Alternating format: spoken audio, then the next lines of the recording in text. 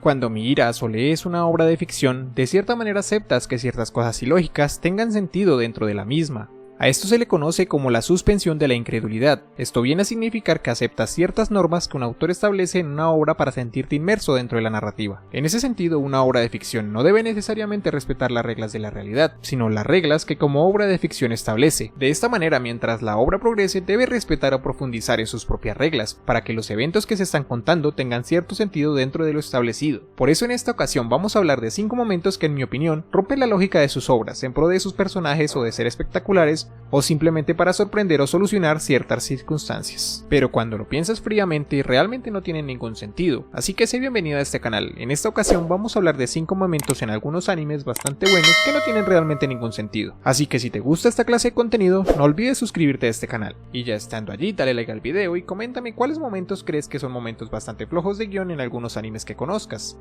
No siendo más, vamos con este video.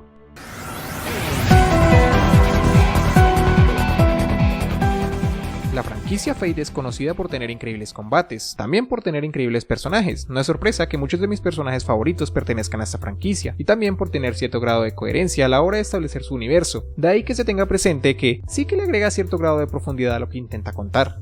Cosas como la asociación de magos, la iglesia o el propio concepto del Santo Grial, que en mi opinión está explorado de maravilla. Sin embargo, en el apartado de los combates no todos son tan buenos. El sistema de combate de Fate es francamente muy interesante. Cada espíritu heroico tiene una o varias armas o habilidades relacionadas con su leyenda, conocidas como tesoro heroico o, para los exquisitos, noble Fastam. Este sistema es muy interesante porque establece una dinámica muy curiosa. Si bien hay tesoros heroicos que son hiperdestructivos, como lo es Vasavi Shakti de Karna o Enuma Elish de Gilgamesh, los cuales destruyen todo a su alrededor, también hay otras con peculiaridades, como lo es Gay Bolt de Lancer Kuchulain, la cual posee una maldición que al impactar con el oponente, deja una maldición en el cuerpo del mismo. En ese sentido, una pelea en este universo se compone de muchos factores: la cantidad de mana del máster, la habilidad y el uso del noble Fastam, el contexto del combate y la compatibilidad entre las habilidades de los personajes. De esta manera se crea una dinámica que le agrega muchísimo a los combates. En ese sentido, está bastante bien pensado el sistema de combates de la obra. Sin embargo, hay ocasiones que por el bien de la obra, estas reglas se ven modificadas o directamente no se tienen en cuenta. Por supuesto, esto no es algo realmente tan grave porque no afecta directamente la estructura de la obra, pero sí que hay momentos en que fallan un poco al aplicar esto, y un par de estos momentos los vemos en la Fate Stay Night de 2006 y en la trilogía de Heaven's Feel, en una situación bastante similar con Hércules, el berserker Servant de Ilia. Este Servant posee un tesoro heroico muy interesante. Su habilidad parte de su leyenda, donde a través de una gran travesía Hércules logró superar 12 trabajos. De esta manera recibió una bendición de los dioses que representaba la inmortalidad. Esta habilidad se representa a través de un cuerpo resistente a ciertas armas y 12 resurrecciones. Sumado a eso, cada vez que es asesinado por cierta arma obtiene cierto grado de resistencia a la misma. De esta manera vemos que realmente es una habilidad bastante rota, y esto está bastante bueno porque permite que haya bastante tensión y que tengamos muchas expectativas sobre un combate con este personaje. Sin embargo, la ejecución de la mayoría de combates de este personaje para mí le ha quitado bastante la gracia a esto. Sí, es verdad que tiene cierto grado de justificación, pero a la hora de presentarnos este combate siempre se ha optado por una salida fácil, que es usar un ataque súper poderoso para acabar con todas sus vidas de un ataque, lo cual le quita para mí el chiste de que tenga cierta cantidad de vidas. Creo que si se optara por hacer un combate más estratégico tendríamos un combate verdaderamente interesante que pusiera a prueba a los personajes. No considero que sea un fallo que dañe por completo la narrativa, más bien lo veo como una oportunidad desperdiciada, pero sí que deja un poco que desear. Incluso en una de las singularidades de Fate Grand Order también se le hace algo similar para derrotarla y mandarlo para el lobby.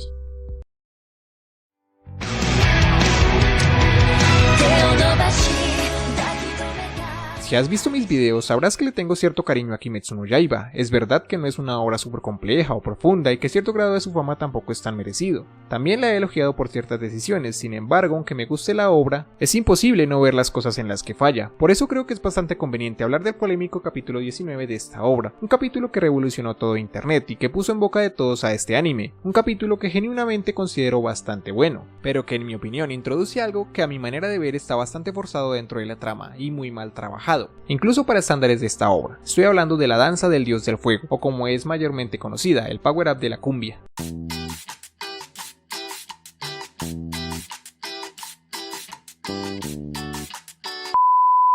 Pero si vamos a hablar de la danza del dios del fuego, debemos hablar también de cómo se venían construyendo las habilidades de nuestro protagonista, y cómo ésta se ve forzada dentro de la trama sin siquiera una buena introducción. Tanjiro al inicio de la obra inicia como alguien sin muchas habilidades. A través de un duro entrenamiento logra dominar las posturas de la respiración de agua. Recordemos que nuestro protagonista entrenó durante casi más de año y medio para lograr dominar estas habilidades. Así que las posturas de la respiración de agua están bastante bien escritas, incluso la obra se da el lujo de darle un simbolismo extra, con todo lo que tiene que ver con Sabito y Makomo. Por eso el uso de estas tiene una muy buena construcción y te permite anticipar que puede usarlas en cualquier momento, haciendo que como espectador estés al tanto de las herramientas que puede usar en combate. Y es que su uso con sus más y sus menos a través de los capítulos se hizo de una muy buena manera. Por ejemplo, en la pelea contra el demonio de las flechas, Tanjiro usa una sucesiva cantidad de posturas para neutralizar la forma de ataque de este demonio, o contra el demonio de los tambores, donde a través del uso de las posturas logra hacer un ataque efectivo en contra de este demonio. De esta manera se le dio un carácter bastante estratégico al combate. No solo se trata de ataques bonitos, sino que tienen cierto impacto sobre el terreno y sobre los ataques de los enemigos. En ese sentido, creo que entenderán por qué la danza del dios del fuego rompe esta estructura. Esta nueva respiración nos es presentado como algo hereditario. Su padre se la había encomendado, pero en ningún momento a través de la obra se menciona nada al respecto. Sumado a eso, el impacto que tiene la técnica es brutal. Es capaz de ponerse a la par de uno de los ataques más poderosos de una luna inferior. Considero que de esta manera se le quita cierto peso a la progresión que se llevaba construyendo con nuestro protagonista, y además de ello la casi nula construcción de esta misma. Sumado a ello lo conveniente que llega a ser y el impacto que consigue en la trama.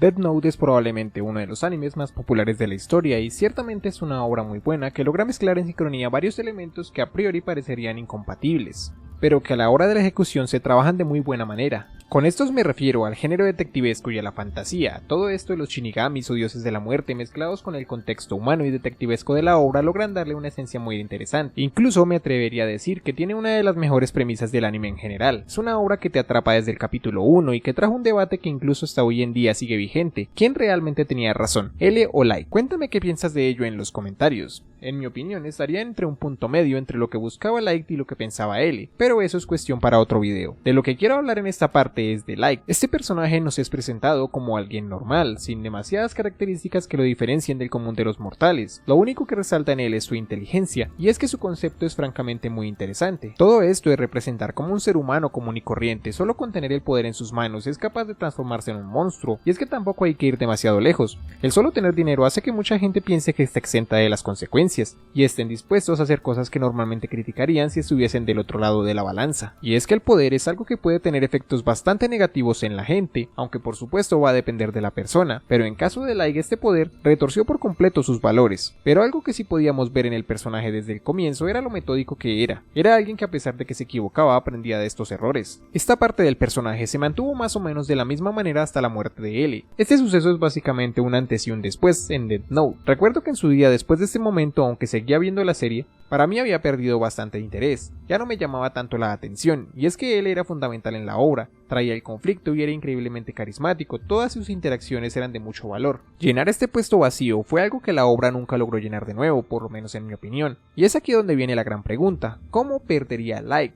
Porque en este punto de la obra él ya ha ganado, él ha logrado gran parte de su objetivo. Entonces es en este punto que se nos presenta a los sucesores de L, Niar y Melo, quienes vienen a completar lo que L dejó sin terminar. El punto es que se desarrolla cierto conflicto, suceden ciertos eventos y volvemos a una situación similar a la que tuvimos con L, Niar sospechando de que Light podría ser Kira, por supuesto con algo más de información, pero esto no es suficiente para hacer tambalear a Light, y es que recordemos, Light salió de circunstancias 1000 veces peores sin el más mínimo problema, estuvo completamente vigilado y aún así podía seguir acabando con criminales. Pero para solucionar este problema en la trama se introduce un nuevo personaje, conocido como Teru Mikami, quien haría el trabajo de Light como Kira. Sin embargo, teniendo en cuenta todo lo anterior que he mencionado sobre Light, creo que esta circunstancia en la que desemboca es algo que considero bastante forzado. Si bien no es la primera vez que Light confía en otros para actuar como Kira, esto siempre había tenido algo que le garantizaba que no habría problemas que lo involucrasen. Por ejemplo, uno de los momentos más icónicos de la obra es cuando él planea que Rem entregue la libreta a otro para que éste haga de Kira. Sin embargo, en esta situación Light tenía plena confianza en Rem, porque ella estaba haciéndolo todo por Misa. En ese sentido, esta decisión no está más para que hacer que por una equivocación de Mikami, Light termine siendo vencido, y hasta cierto punto comprendo el porqué de esta decisión. Si Light en ese punto hubiera seguido su línea argumental, sería prácticamente invencible, pero igualmente esto tampoco hace que tenga mucho sentido, pero merecía por lo menos tener la mención en este video. De verdad que lo nerfearon bastante feo.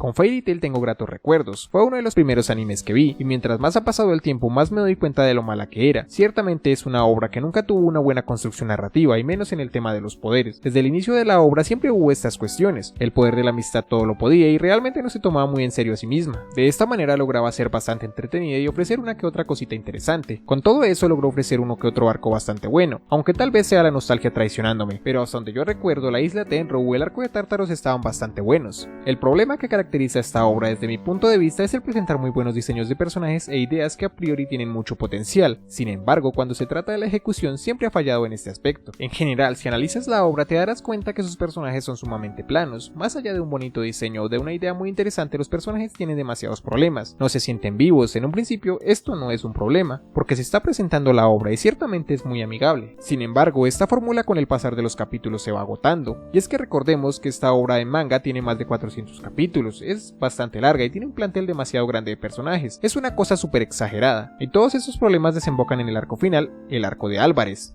y el arco con mayor cantidad de antagonistas por metro cuadrado. Si no puedes desarrollar bien un antagonista, ¿por qué meter 12? Esto, más allá de los problemas que ya he mencionado de sus personajes, carga con uno que considero empeora más la situación, y es que esta obra te baitea con sus muertes, Gallil y su sacrificio por Levi, la muerte entre muchas comillas de Makarov, y es que esto es algo que ciertamente era necesario para la obra, porque estos personajes habían cumplido un ciclo, y esta era la conclusión perfecta para los mismos. Pero la obra se empeña en hacerte una escena súper emotiva para que al siguiente capítulo mostrarte que están con vida. O sea, tampoco se trata de ser súper quisquilloso solo por esto. Está bien que se haga una vez, pero repetidamente se siente como si te mintieran en la cara. Pero bueno, esto es solo una probadita de los muchos problemas que tiene esta obra, y como he dicho antes, esto en un principio funciona, la obra no se toma muy en serio, pero creo que todos tenemos un límite y el mío llega con un combate en particular.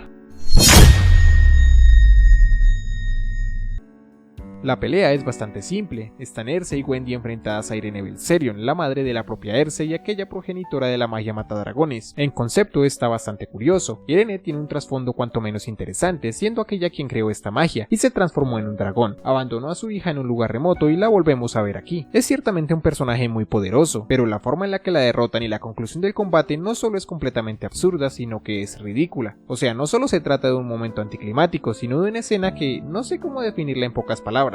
Pero lo voy a poner de esta manera. Imagínate que estás de niño y que tienes muchos juguetes y con tu imaginación te inventas que tu juguete favorito está en un mundo de magia en una batalla super épica. Entonces te encuentras un gran enemigo y este le rompe los brazos y las piernas a tu juguete e invoca un meteoro. Tu juguete, como es tuyo, haces que haga lo que quiera. Entonces él salta y destruye el meteoro y en la caída mata a un dragón. Literalmente es eso en el manga. Ni siquiera para estándares de la propia obra se podría uno imaginar algo tan sin sentido, absurdo y ridículo. La verdad no sé qué necesitas para escribir algo así, pero de lo que estoy seguro es que la mayoría de los que conocemos esta escena la vemos como uno de los momentos más forzados y ejemplos de mala escritura, o por lo menos yo lo veo de esa manera.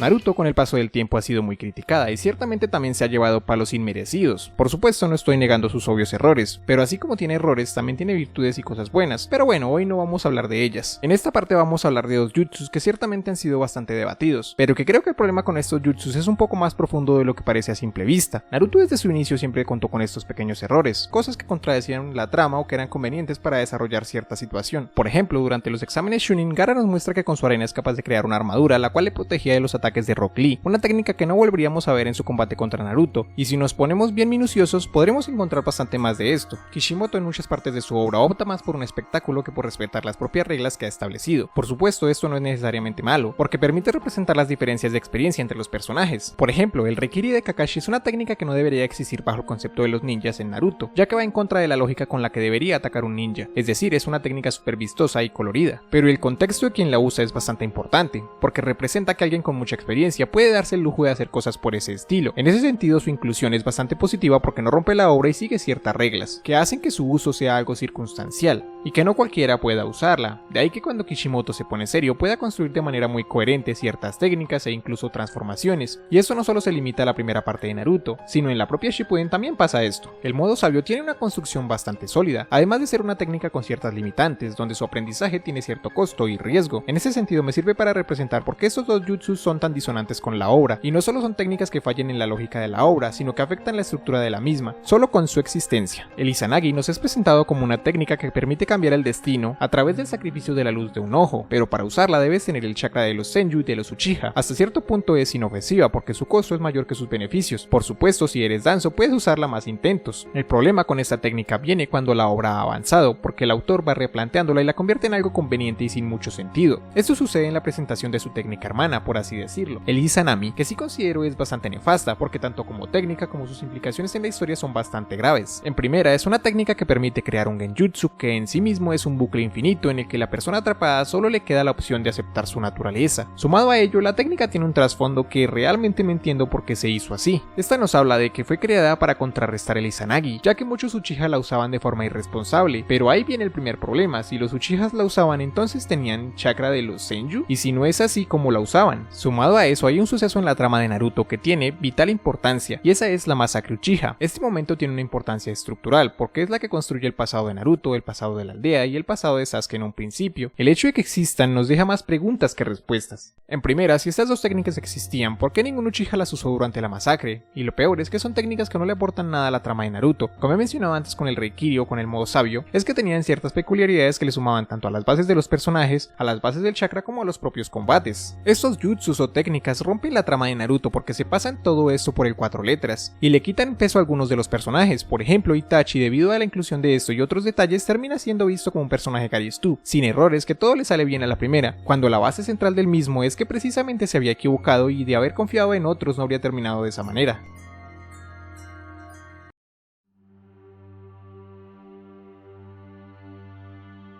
En una historia es muy complicado no llegar a tener estas cosas, incluso las obras maestras más grandes de la ficción también las tienen. El hecho de tenerlas no hace que una obra necesariamente sea mala, porque evita el desarrollo orgánico de la trama y que ciertos sucesos que deberían suceder para el desarrollo de los personajes no sucedan. Sin embargo, no por ello debes odiar una obra a muerte solo por contener esto. La mayoría de historias no son solo buenas o solo malas, es una mezcla de matices entre lo bueno y lo malo. Por supuesto, a mí me siguen encantando estas obras, e incluso las recomendaría, pero no tiene nada de malo aceptar que tienen sus imperfecciones. Pero bueno, con esto hemos terminado este video. Espero lo hayas disfrutado y te haya encantado. En comentarios puedes contarme cuáles crees que sean los fallos de guión que más has notado en tus animes favoritos y que consideras le hacen más daño a la obra que un bien. No siendo más, me despido. Recuerda que en mis redes sociales están en la descripción y nos vemos hasta la próxima.